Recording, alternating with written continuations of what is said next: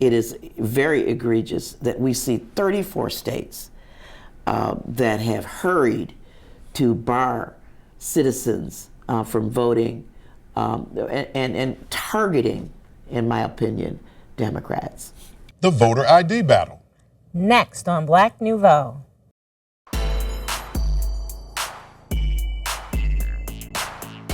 Good evening and welcome to this edition of Black Nouveau. I'm Milton Dockery. And I'm Faithe Colas. We're glad you could join us. On this edition, we'll talk with Dr. Joy Davis, author of a book for parents of gifted African American learners. We'll preview the upcoming Fresh Coast Classic and visit one of Milwaukee's oldest Black-owned eateries and my personal favorite, Mr. Perkins. But first, the voter ID battle has moved to the federal level, where 2 Democrats have introduced legislation to prevent election officials from requiring photo identification to cast a vote or to register to vote. Everett Marshburn has more. There's nothing more serious in the Constitution than the right to vote. Believing that it denies voting rights, Wisconsin Congresswoman Gwen Moore and Minnesota Congressman Keith Ellison have co-sponsored legislation that would end requirements that citizens must have photo identification to vote in federal elections. If passed, it would overturn Wisconsin's new voter ID rule. Photo ID was a bill when I was a member of the state legislature. Photo ID was introduced by then Representative Scott Walker, and I fought him on that measure. Moore believes the current effort to require photo identification is being spurred by the results of the last presidential election. After the 2008 election, where Barack Obama became president, we saw a huge surge in voting among Democrats. African Americans, youth vote went up, the vote in the Hispanic community went up, and so this is a reaction, we believe, toward trying to suppress that vote. How do you respond to critics who say that we need photo identification to prevent illegal voting? There has not been any identification and any widespread voter fraud. I think people often point to voter registration disparities or fraud and say that that is illegal voting. The only thing that a voter ID proves is that you are who you say you are, and there have been no demonstrated cases of people pretending to be someone other than they have been. Back in 2008, there was an extensive task force put together by Governor Doyle to look at voter fraud, and they found 20 cases of inappropriate voting out of 3 million votes cast. Now that's like 7/10,000ths of 1%, something like that.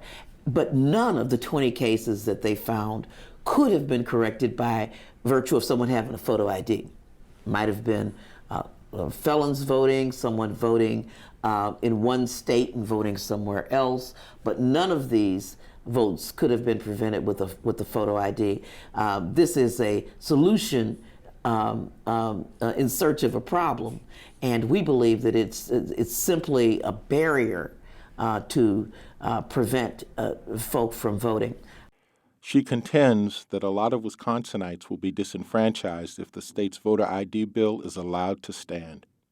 I can tell you that in Wisconsin in particular, this would be a terrible hardship to about 475,000 people, this photo ID requirement. And incidentally, President Obama won the election here by 414,000 votes. But here in this state, 17% of all white Wisconsinites don't have this ID, which is higher than the average American who does not have this photo ID. But when you disaggregate those numbers and just look at African Americans, you see that close to 50%, about 50% of African Americans don't have this kind of photo ID. Same thing in the Hispanic community. And when you look at the 18 to 24 year olds, you find something like 78% of African American men not having this photo ID. Do you think that this is part of a conspiracy? I think they are using their absolute legal means to do this. Here in the state of Wisconsin, the Republicans have control of the East Wing, the gubernatorial seat. They have both houses of the legislature, and they are using their power to power these things through. And that is why, during election time, people need to take the right to vote, which has been fought for. People have died for this right very, very seriously. We are hoping that the Justice Department of the United States will step in and look at Wisconsin and some of these other 34 states' laws that are on the books, not because we want this administration, President Obama, to be reelected, but I think it has a chilling impact on our rights to vote for the candidates of our choice in all elections. When we continue our discussion with Congresswoman Moore next week, we'll hear her feelings about a state Senate bill which would allow employers to refuse or terminate employment for workers who've been convicted of a felony.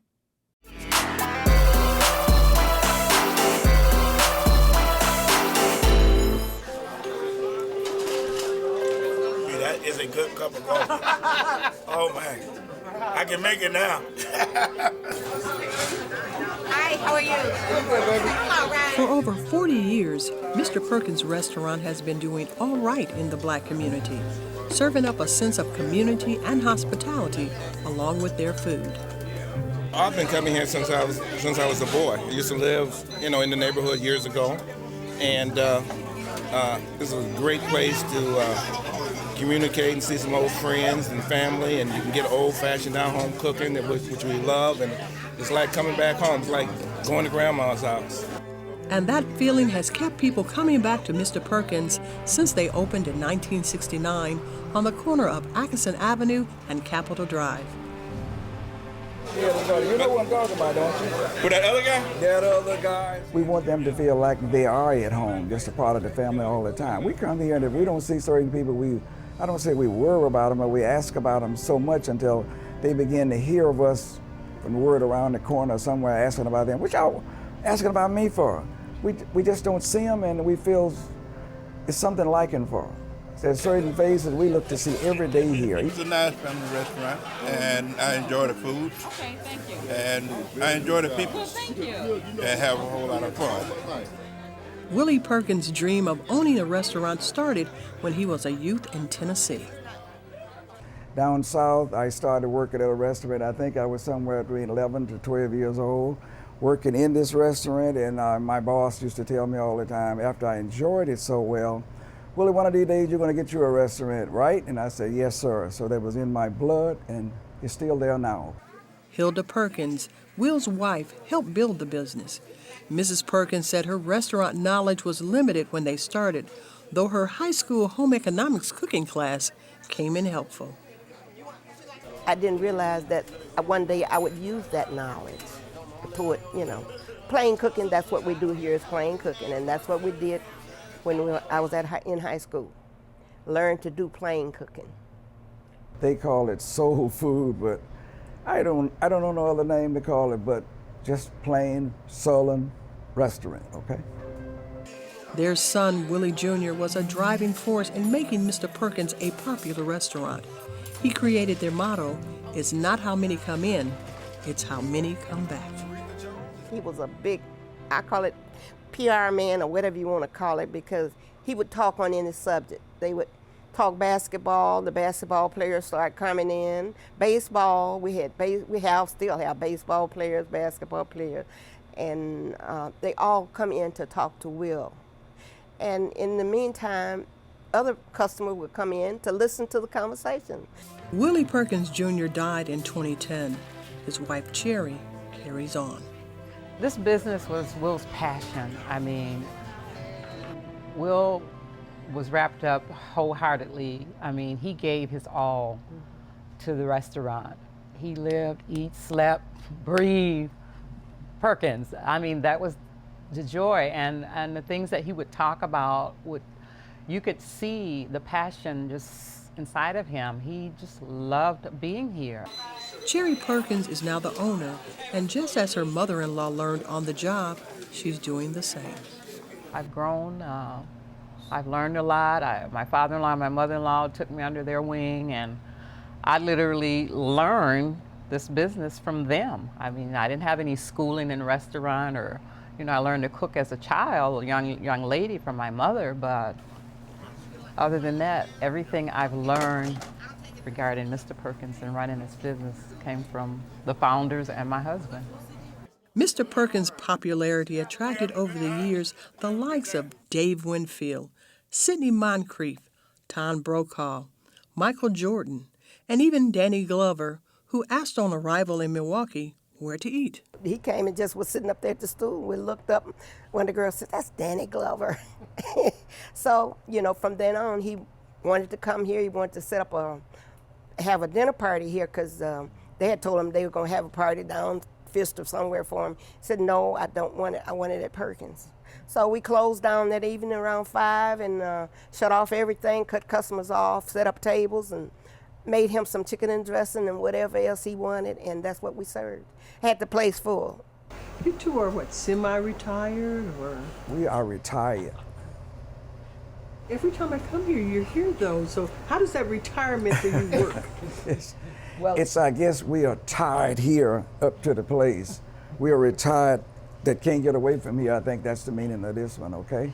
Do you really think you can stop coming? No, we're not going to stop coming. No, I don't think that Will would like that. He would want us to come down, if nothing but just come down, sit with the customers, have a cup of coffee with them, and talk for a minute and then leave. Cherry Perkins has seen how hard the founders of Mr. Perkins worked to make a lasting business, and she vows to keep it going. The restaurant has been good to me. It has been good to the community.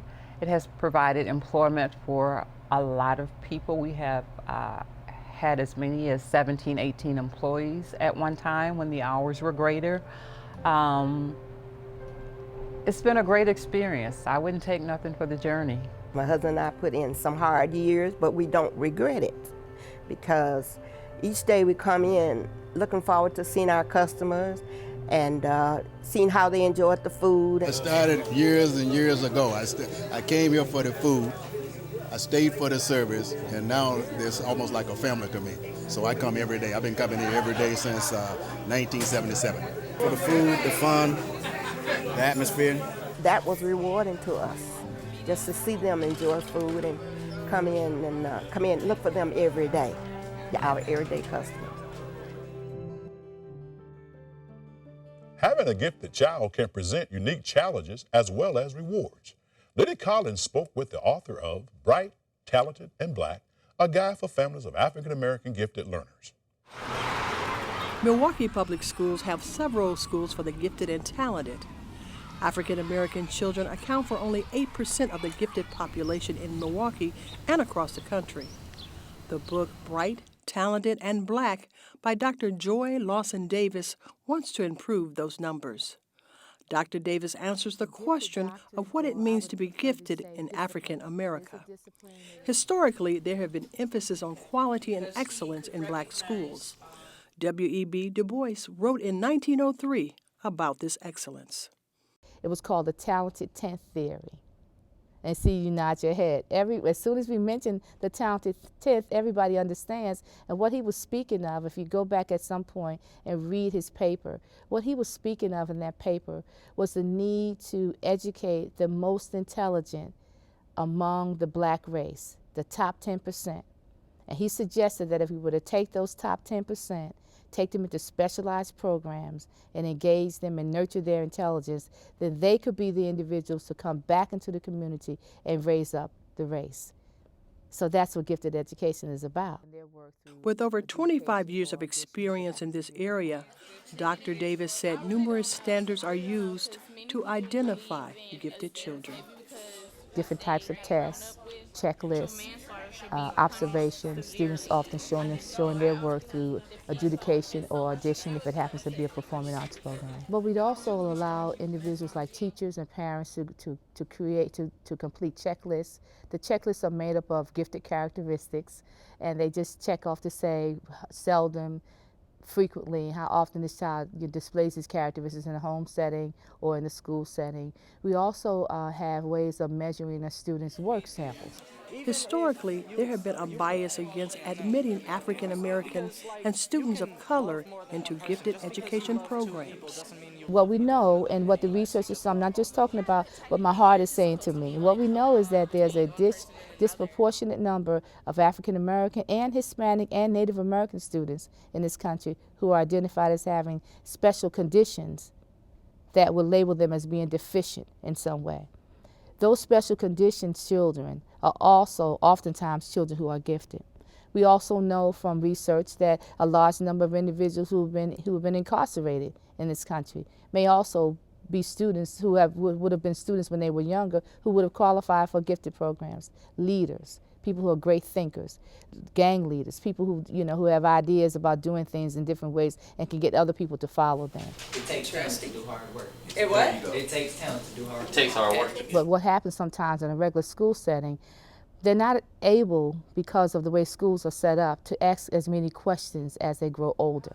So what we encourage in gifted education in particular is a set of inquiry skills. So we teach them how to think, teach them how to keep questioning what they see around them. And the person who's the one who can create good questions is the individual that we believe can become a better thinker, because they're not always satisfied with the way things look, the way things appear, the conversations that people have, and what kind of innuendos that may come out of that. They may ask more questions. And so we think that students who participate in gifted education and advanced learner programs are the great thinkers, can become the great thinkers. So the sooner we engage them in those types of educational activities, the better. So the benefits, as early as I said, as early childhood, elementary, middle school, would help to prepare them for the more abstract thinking required of them in high school and in college to be successful. Dr. Davis encourages schools and educators across the country to learn how to identify and teach gifted children. We'll have to be able to accept and understand what it means to teach children who have questioning capability, or themselves to be good questioners and be inquisitive. It takes time to be in a classroom that's more creative, that's where children are allowed to be more inquisitive and be problem solvers. That is not a classroom with desks and chairs and rows. That's a classroom that's more open, more flexible, a lot more experimentation going on. Learning is more hands-on. I've gone into classrooms and observed in gifted classrooms or gifted schools and actually seen it, and if you walk in the door, you'll hear more excitement going on. And learning is an exciting process. And in order for that to happen, we have to engage students and allow them to continue working. Dr. Joy Lawson Davis wrote this book to educate parents on how to identify if their children are gifted and what actions to take to get them into a gifted program. In this book, I have included information about the types of tests that schools use nationwide. I've used the most recent research on what we say about giftedness, how we should teach gifted children, and I've created for families an advocate's vocabulary so that they can become better advocates for their children. If you don't know how to talk the talk of a discipline, then people won't respect you when you come to the table, first of all. But they won't also be able to understand what it is you need from the program. And so in order for parents to understand better how to engage with educators, how to engage with administrators, how to get the best they can for their children, they need some information.